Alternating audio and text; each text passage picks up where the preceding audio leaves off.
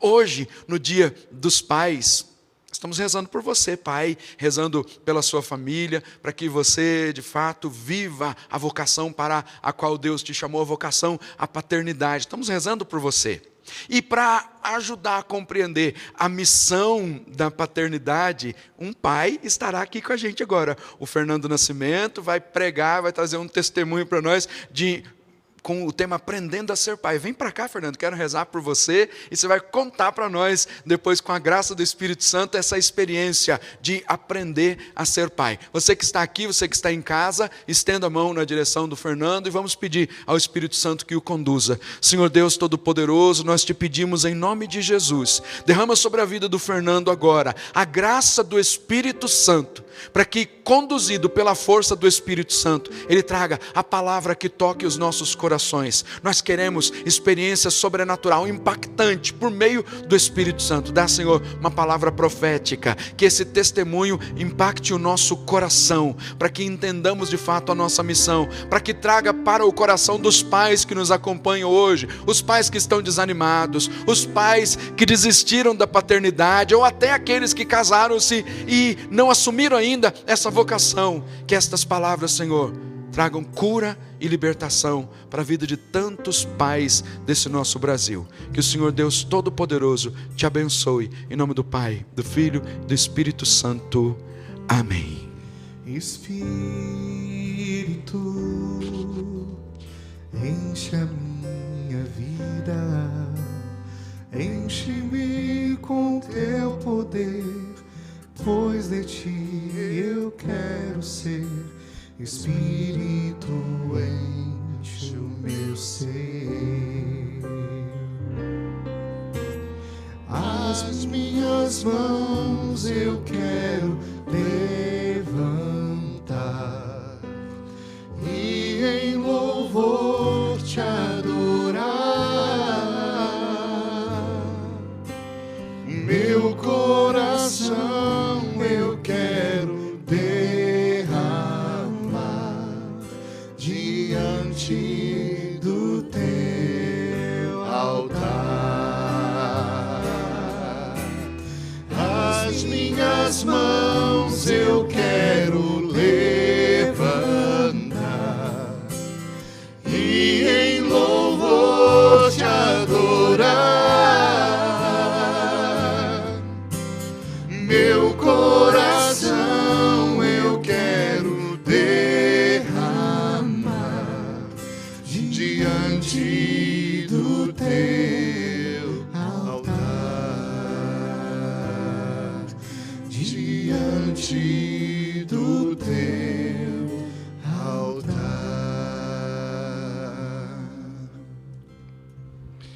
Louvado seja nosso Senhor Jesus Cristo, para sempre seja louvado. De fato, é exatamente o que essa canção diz, aquilo que resume o que é ser pai, de acordo com o Evangelho de nosso Senhor Jesus Cristo.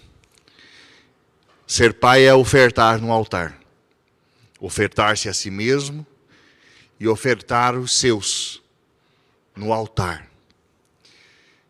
Eu quero colocar esse breve testemunho que eu vim trazer aqui hoje sob o marco de uma palavra da Sagrada Escritura, que está na carta de São João, né, a carta, o Apocalipse, no capítulo 5, a partir do versículo 9, diz assim: digno és tu de receber o livro e de abrir seus selos, pois foste imolado e por teu sangue resgataste para Deus homens de toda a tribo, língua, povo e nação. Deles fizeste para nosso Deus uma realeza de sacerdotes, e eles reinarão sobre a terra. Amém? Uma realeza de sacerdotes, e eles reinarão sobre a terra. Esse texto é tirado da visão que o apóstolo São João teve quando ele estava preso numa ilha chamada Patmos.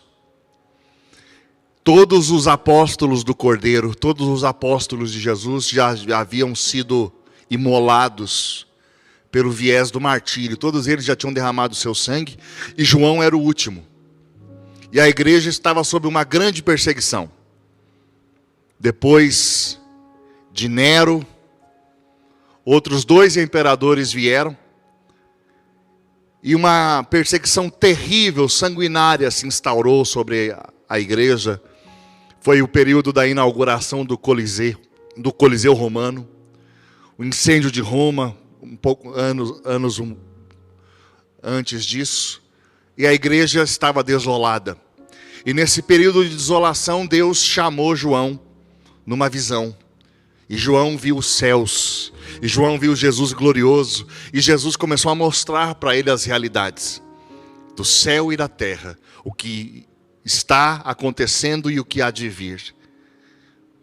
E dentre essas visões, no capítulo 5, João fala que ele vê o cordeiro imolado e vivo, vitorioso. E quando ele vê o cordeiro apresenta um livro, e o livro está selado, e João quer que esse livro seja aberto. E ninguém abre, e João começa a chorar. E um anjo se aproxima e diz: João, não temas.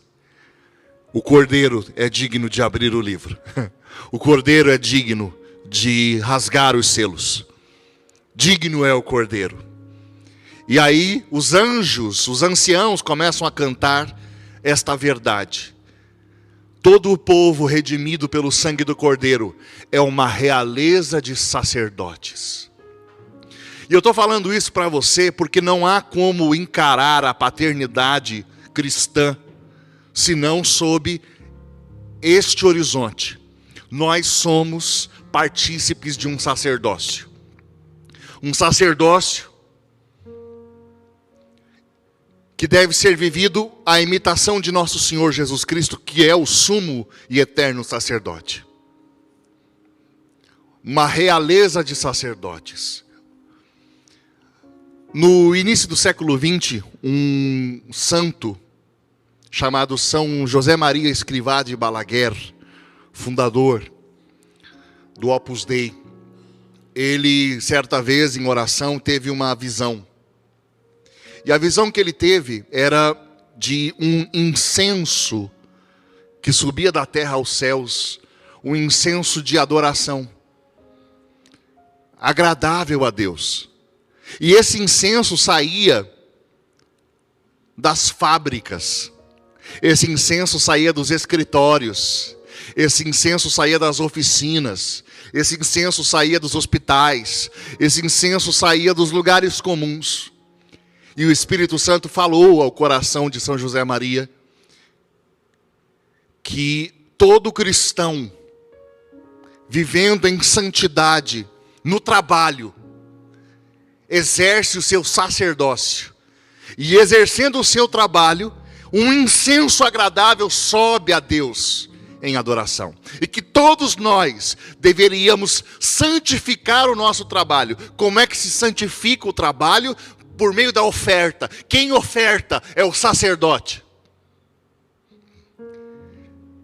Percebam vocês que nós temos dentro da igreja uma porção que Hebreus vai dizer isso, a carta de Paulo aos Hebreus vai dizer: tirados dentre nós e constituídos a nosso favor. É o ministério ordenado. O Padre Nilson está aqui. Chamado pelo Senhor, tirado dentre nós, constituído a nosso favor, como sacerdote.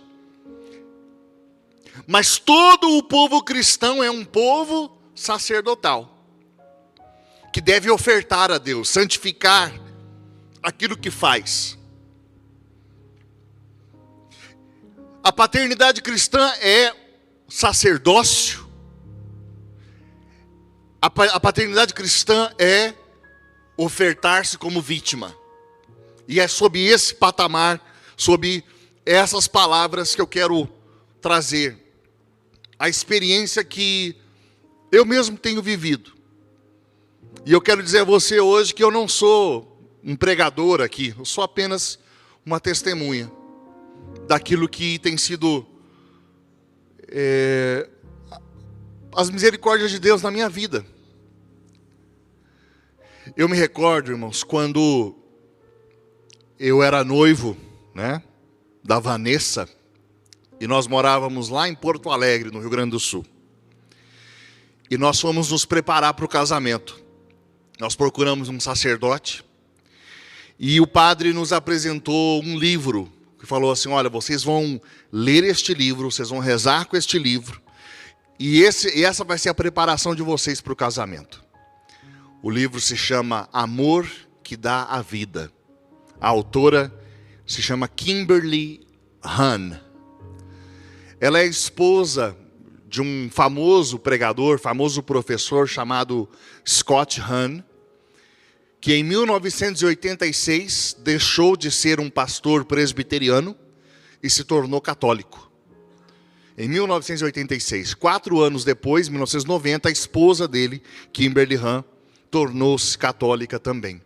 E nesse livro ela fala a respeito da abertura à vida, o amor que dá a vida, como aquilo havia tocado o coração dela, como aquilo tinha transformado o coração dela. Ela ainda como evangélica, o processo dela de conversão ao catolicismo passou por isso. Ela leu uma encíclica de Paulo VI, São Paulo VI, chamada Humanae Vitae, e a tocou profundamente. Depois ela conheceu a teologia de São João Paulo II, e ela foi se encantando com a beleza da fé da Igreja Católica, que fala justamente disso, que nós lemos em nossos corpos, homens e mulheres, nós lemos nos nossos corpos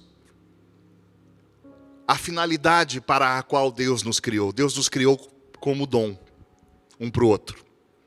Quando você olha a anatomia do corpo humano, quando você vê um homem, quando você percebe seus ombros largos, quando você percebe o dinamismo anatômico mesmo do homem, quando você percebe a sua genitalidade, você percebe que ele foi feito para se dar a alguém. E esse alguém, anatomicamente, você vê a reciprocidade quando você vê a mulher. Quando você vê o corpo da mulher, quando você vê a genitalidade da mulher, você percebe que um e outro foram feitos para a mútua doação.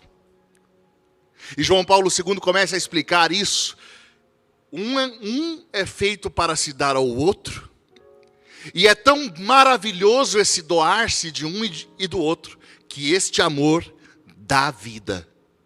E ele é a mais perfeita analogia do que é o Deus vivo. A própria Trindade é isso.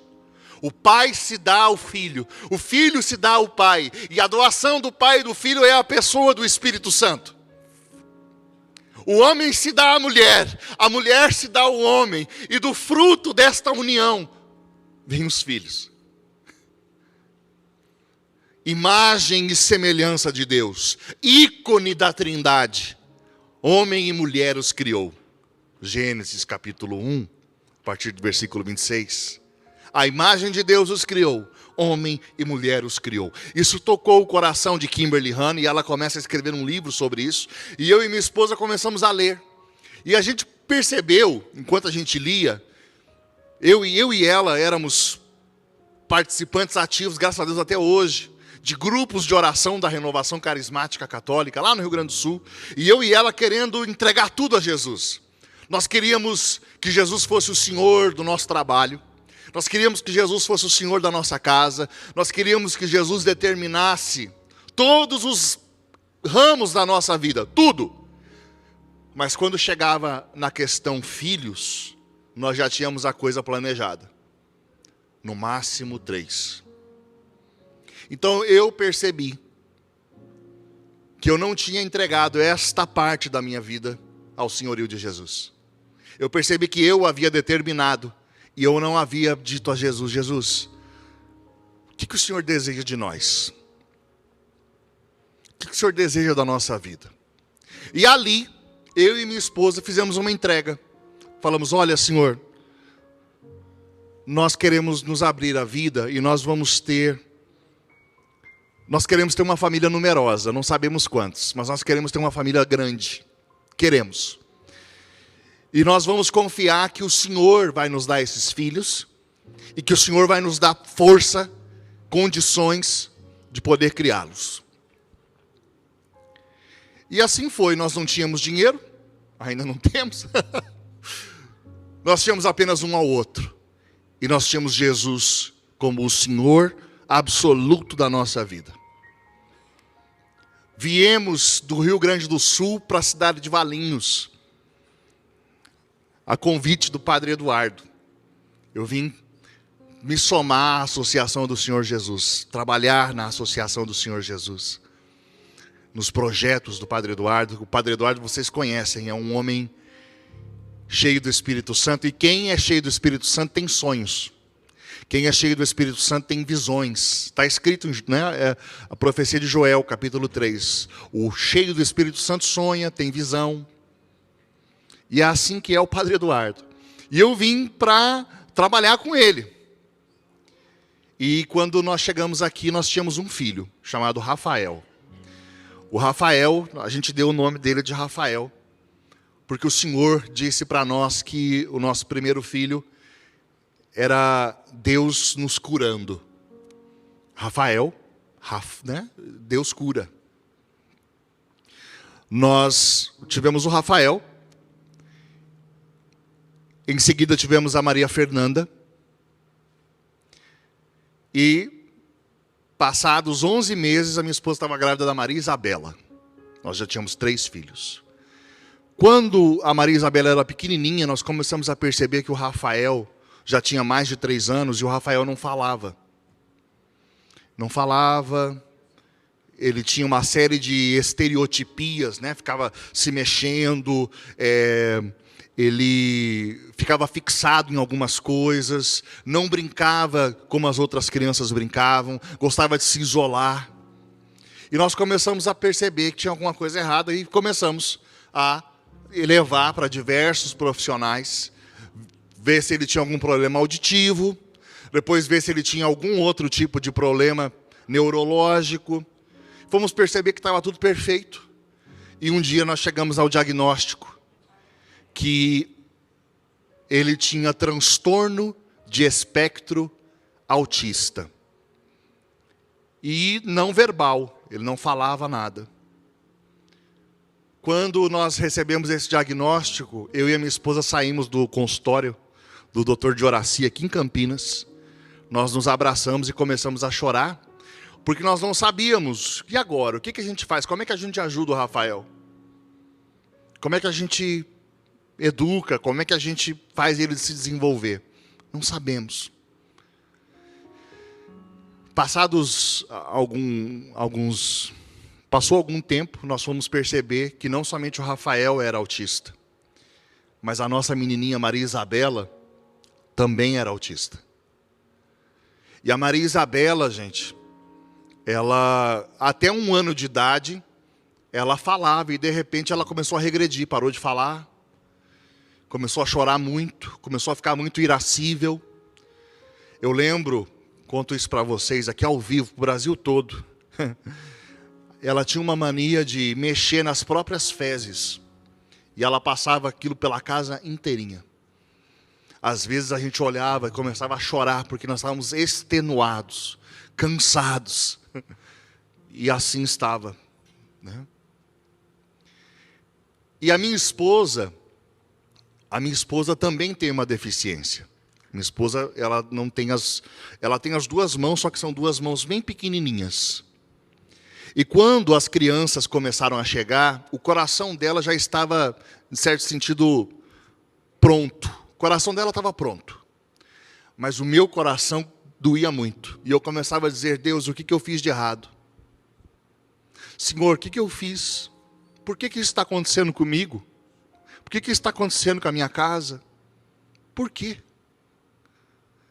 E eu passei até por um período de revolta, dizendo assim: poxa vida, será que foi porque eu fiz uma experiência? Olha só os pensamentos, né? Eu fiquei quase 9 anos num seminário, e eu vi que não era ali, eu saí me casei. Será que eu fiz o certo? Será que eu fiz certo? Será que eu não deveria? Sabe, e aí você começa a cogitar um monte de coisas.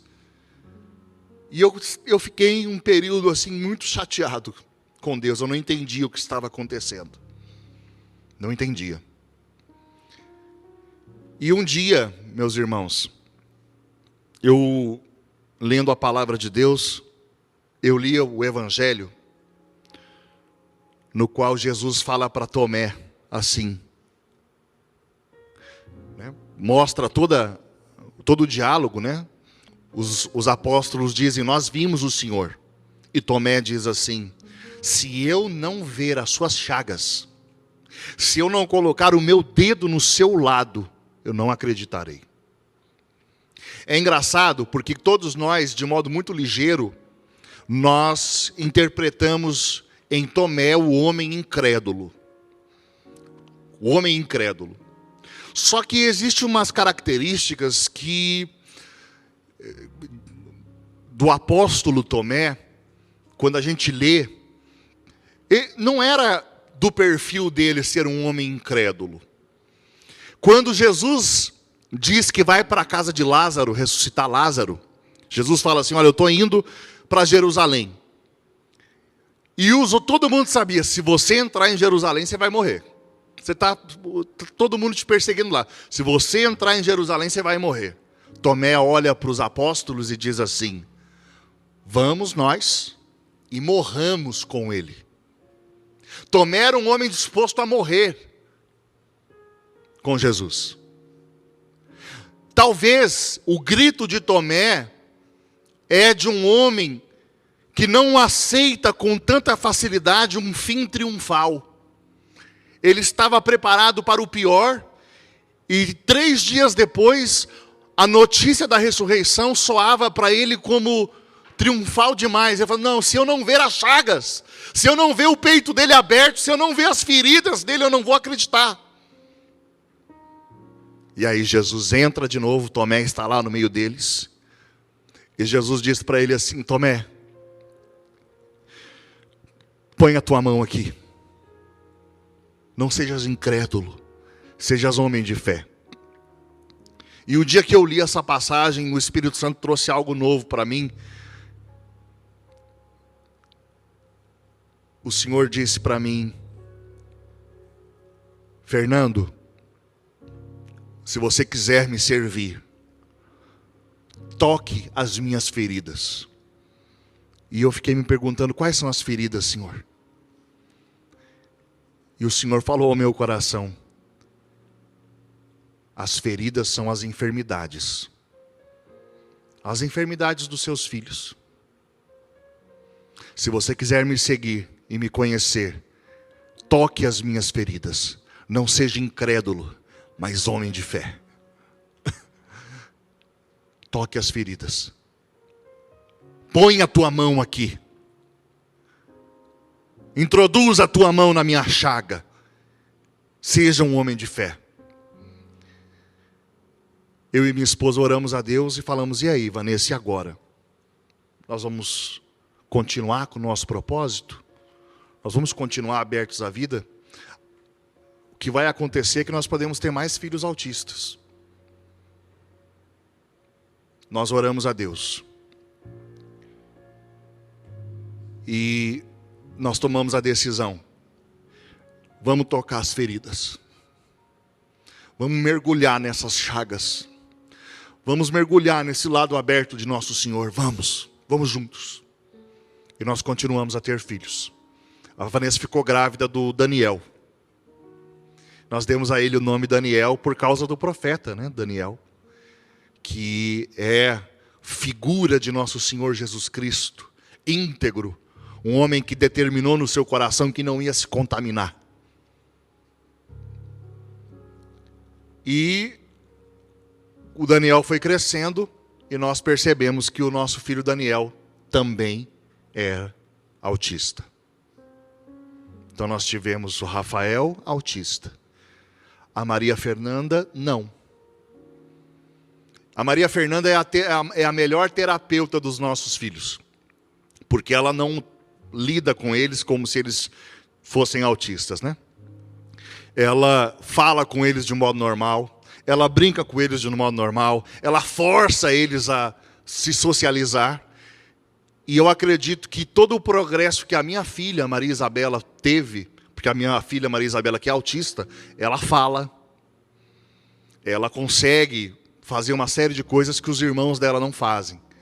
E eu acredito que em grande parte se deve ao trabalho que o Espírito Santo tem feito através da Maria Fernanda, que força a irmã dela a brincar, a falar, a correr, a socializar.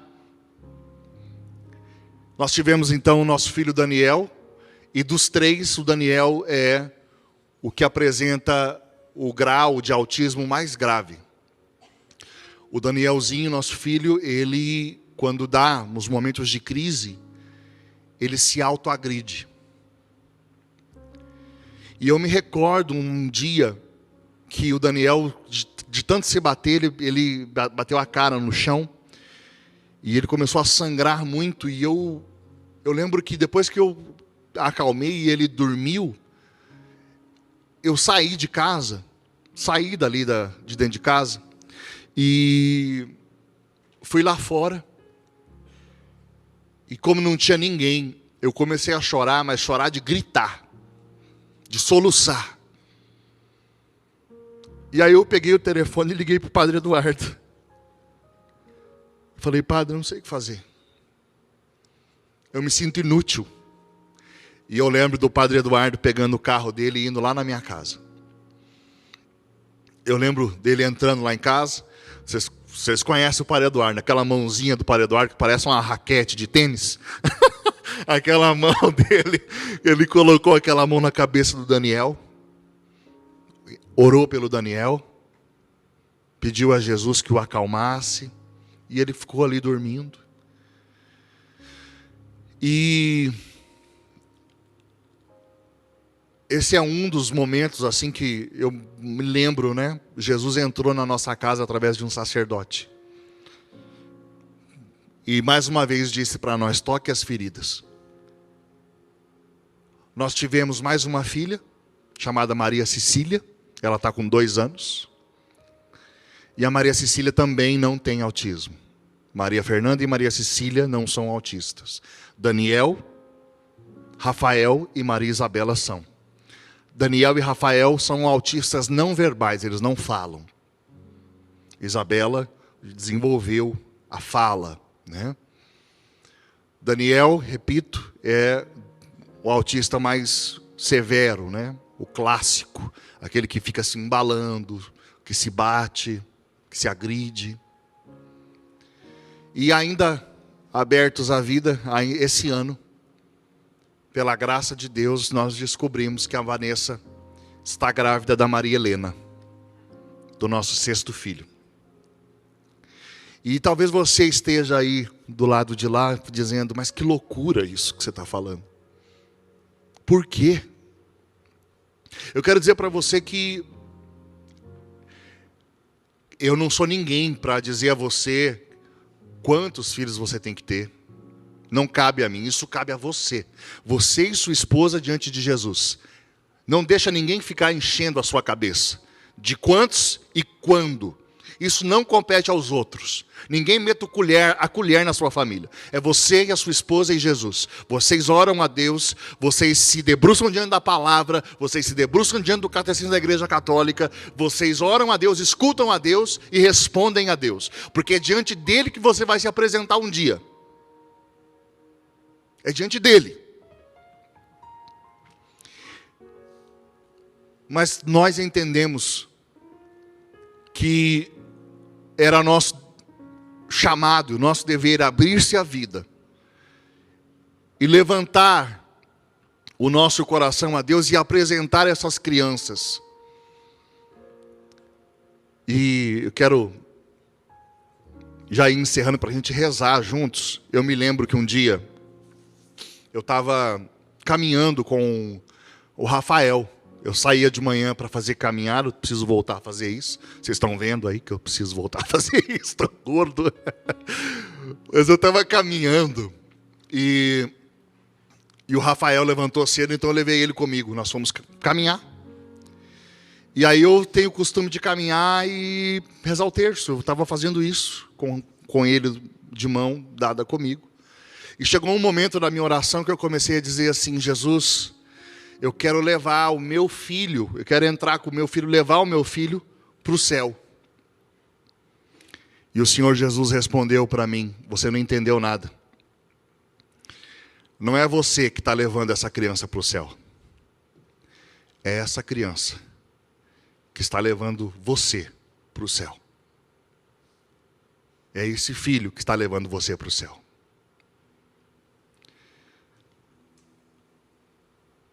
Irmãos, a paternidade é um dom e uma responsabilidade. E eu quero dizer a você que todo homem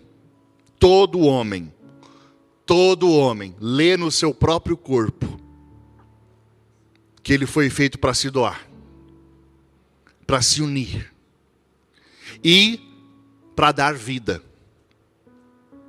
Ainda que o Senhor chame você para uma vida de consagração e você se torne um religioso, um sacerdote, e você, portanto, tenha o voto do celibato, você só vai ser um homem maduro e feliz se você exercer a paternidade. Como se eu não me casei para ter filhos?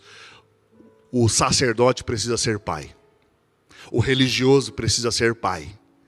E se ele não for pai de pessoas, se ele não tiver amor paternal, se ele não cuidar de pessoas, ele é imaturo, como homem. Isso é para todos. O homem lê no seu corpo que ele foi feito para defender. Você tem que ter alguém para defender. Uma esposa para defender, ou uma família para defender. Seja essa família espiritual, seja essa família, a família que você constituiu com uma mulher.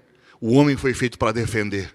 O homem foi feito para dar a vida. O homem foi feito para proteger. O homem foi feito para educar. O homem foi feito para ser sacerdote. E o primeiro sacerdócio nosso é o sacerdócio do nosso lar.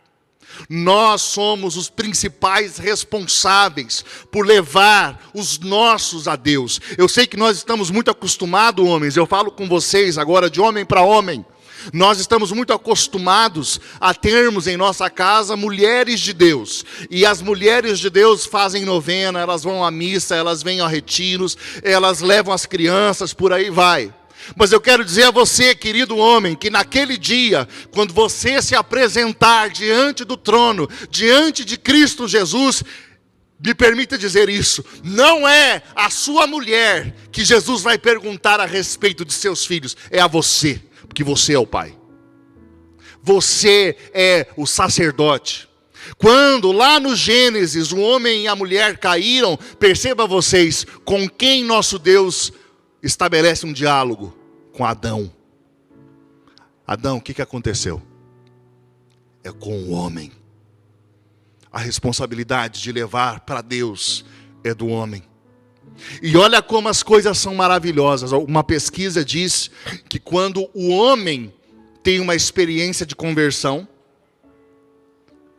a probabilidade da mulher e os filhos o seguirem é muito maior do que quando apenas a mulher tem uma experiência de conversão. Com muita habilidade e oração, muitas mulheres conseguem. Mas quando é o homem que tem a experiência de conversão e leva a sua família, a probabilidade dele conseguir fazer isso é muito maior. Por quê? Porque é chamado dele da natureza. Você, homem, foi feito para levar filhos e esposa para Deus. É seu chamado. Você é ungido para isso.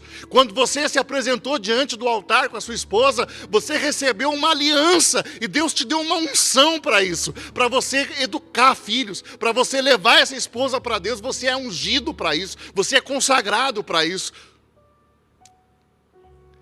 E o grande problema é quando você não vive a paternidade cristã, mas você vive a paternidade com os conceitos do mundo, você não está preparado para o dia a dia da vida. Porque a vida, como diz a oração do Salve Regina, é vale de lágrimas. e você não está preparado para ver um filho adoecer, e você não está preparado para ver uma esposa adoecer. Eu conheço uma família, são amigos meus, a esposa ficou doente, ficou de cama inválida, e o que o maridão fez? Tchau, porque eu quero ser feliz. Eu quero ser feliz. Tchau para você. Deixou a esposa, deixou os filhos pequenos, foi embora. Porque eu tenho filhos autistas, eu frequento as clínicas, terapia ocupacional, fono.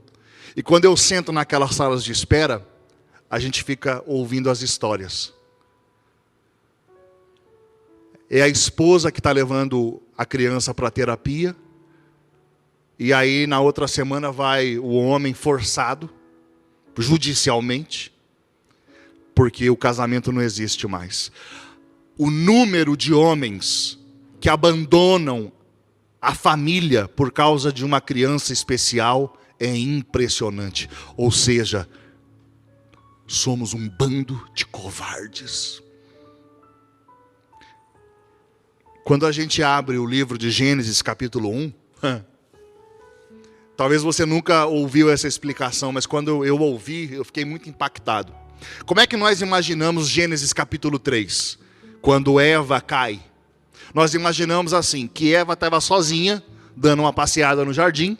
Aí ela passou lá, debaixo da árvore da sabedoria do bem e do mal. A serpente veio, enganou Eva. Aí Eva comeu. Aí Eva saiu procurando Adão. Adão, onde você está? Achou Adão. Adão, ó, come aqui. E aí Adão comeu e pecou. Mas não é isso que está escrito. Você sabe o que está escrito na Bíblia? Que Adão e Eva estavam juntos todo o tempo. Adão e Eva param debaixo da árvore. Eva começa a estabelecer um diálogo com a serpente. E Adão, um banana do lado dela, calado. E a serpente começa a enganar Eva. E a serpente começa a dizer, não, não é assim, Deus está enganando você. Deus sabe que você pode ser muito mais feliz do que isso, e Deus não é bom, Deus está querendo te enganar. E Adão, banana, paradão. Eva pega o fruto na mão, olha para o fruto, e Adão do lado. Eva come o fruto. O dá para Adão, que também come. E quando Deus pergunta, e aí Adão? Ele não somente não fez nada, como ainda culpa a mulher que você me deu. O homem que foi feito para proteger, o homem que foi feito para dar a vida pela esposa, o homem que foi feito para se rasgar por uma família, está ali, tremendo, inerte, passível, que é o que mais acontece conosco, homens, na nossa família. Os filhos estão se perdendo, e o homem, banana. A esposa está indo embora, e o homem, banana. Como é que está na escola? Não sei. Como é que é o nome do professor? Não faço ideia. Mas a criança está precisando de ajuda. Só penso em mim. Só olho para mim. Vivo para mim. Até que o novo Adão, Jesus, também diante da serpente, também trêmulo, porque Jesus estava tremendo diante da serpente, no jardim, fala assim, não se faça a minha, mas a tua vontade. Se esse cálice não pode passar sem que eu beba, eu quero beber este cálice. E o novo Adão restaura tudo. E aí Paulo vai dizer, maridos, amai as vossas mulheres, como Cristo amou a igreja e se entregou por ela, para apresentá-la sem mancha, sem mácula, sem ruga. Fértil, cheia de filhos. Essa é a igreja. E Paulo vai dizer, esse mistério é grande. Homens, nós fomos feitos para isso. Para nos doar, para amar, para dar a vida. Você foi feito para ser sacerdote. Você foi feito para santificar a sua casa, não para enchê-la de álcool. Você foi feito para santificar seus filhos, não para vê-los morrer pela droga sem fazer nada. Você foi feito para bater o joelho no chão e orar pela sua esposa, não fazê-la sofrer, não bater, não ser violento. Você foi feito para colocar o seu joelho no chão e orar e consagrar a sua família, e levar os seus filhos para a casa de Deus, e ensinar, desde que eles são pequenos, o caminho, para que quando eles forem grandes, eles se recordem e possam dizer, o meu pai era um homem bom, meu pai era um homem honesto, meu pai me levou para Deus. O meu sonho, e eu termino aqui, é que um dia,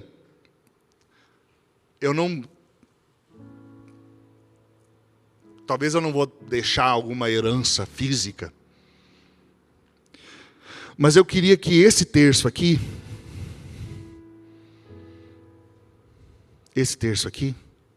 no qual eu recito o rosário,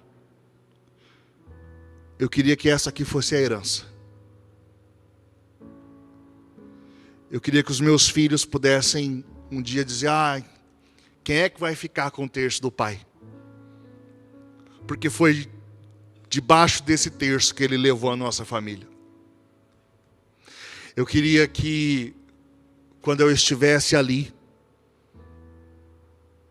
no meu caixão, que os meus filhos pudessem dizer para as pessoas, meu pai foi um homem bom. Meu pai não desistiu de mim. Eu pude nascer porque meu pai foi generoso. Meu pai me falou de Jesus de Nazaré. Meu pai orou por mim para que eu fosse cheio do Espírito Santo. Meu pai me defendeu. Meu pai foi um homem bom. E é isso que eu desejo para você, pai. É isso que eu desejo para você. Eu desejo que você tenha um feliz Dia dos Pais. Eu desejo que você seja um pai cristão, sacerdote da sua casa, e que não vive para si mesmo, mas para os outros. Vítima. Amém? Vamos rezar juntos. Vamos rezar juntos.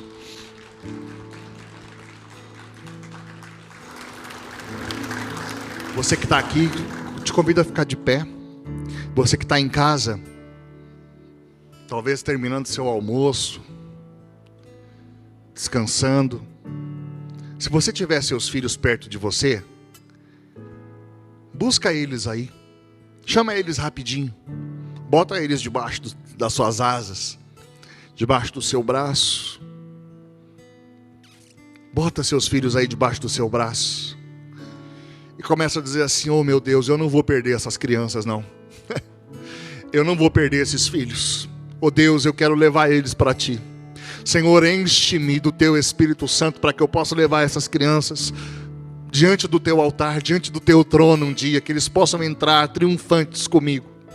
Que eles possam ser homens e mulheres dignos, honestos, santos, fiéis. Senhor, enche do Espírito Santo as casas do Brasil nessa hora. Senhor, derrama o Espírito Santo sobre todo o nosso país, sobre os homens nessa hora. Levanta uma geração santa. Senhor, levanta um povo sacerdotal, homens que se entreguem como vítima, homens que queiram consagrar a sua casa, consagrar os seus filhos, consagrar a sua esposa.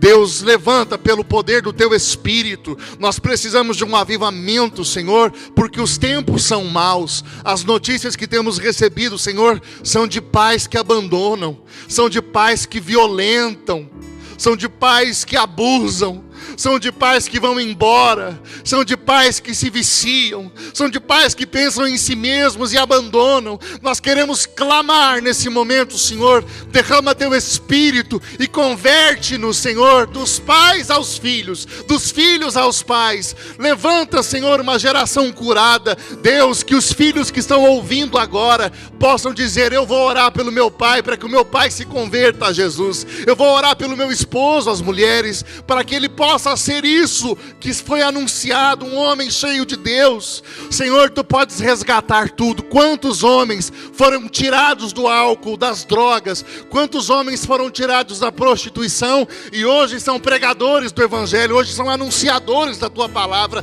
bons pais. Oh Deus, tu podes fazer isso, tu tens poder de fazer isso. Derrama seu Espírito Santo agora, Senhor. É o que nós pedimos em nome de Jesus. Abraça-me bem forte e me prende bem junto a ti. Não me deixes ir para longe de ti, pois não sei viver sem teu amor.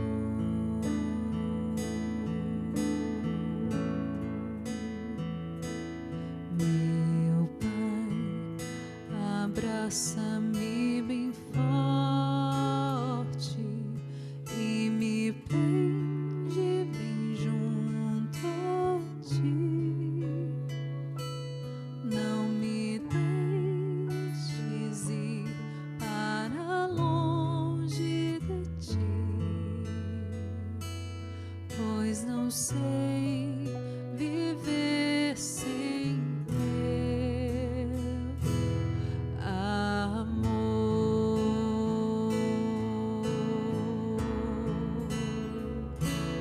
Meu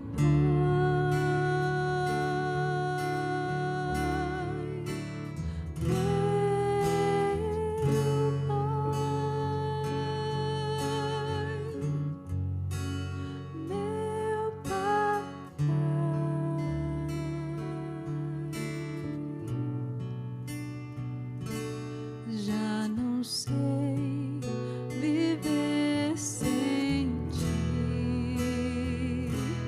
meu Pai,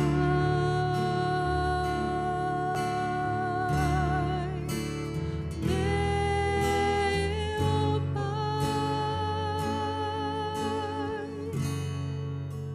meu Papai.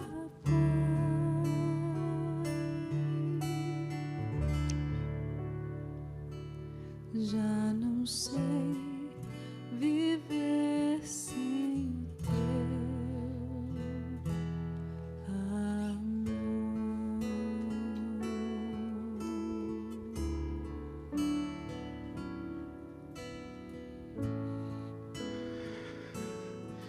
Nós louvamos a Deus por todos os pais de família. Louvamos a Deus pela vida do Fernando, por esse testemunho maravilhoso, impactante para a nossa vida. Louvado seja Deus pela sua família. Louvado seja Deus por tudo aquilo que tem sido o seu testemunho de vida. É maior do que qualquer pregação, embora eu sei do seu profundo conhecimento e quanto me edificou tantas palavras que você trouxe hoje. Mas esse testemunho marca a nossa vida. Hoje nós rezamos pelos pais